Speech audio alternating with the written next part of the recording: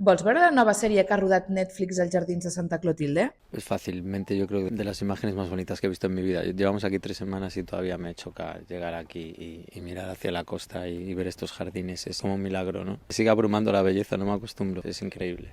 És una sèrie de 5 episodis que han adaptat del llibre titulat El problema final de Pérez Reverte. El ambiente, el arte, el vestuario, maquillaje, peluquería, es como que te transportas a otra época totalmente. Entonces es como, de alguna manera es fácil convertirte en un personaje en el final de los 50.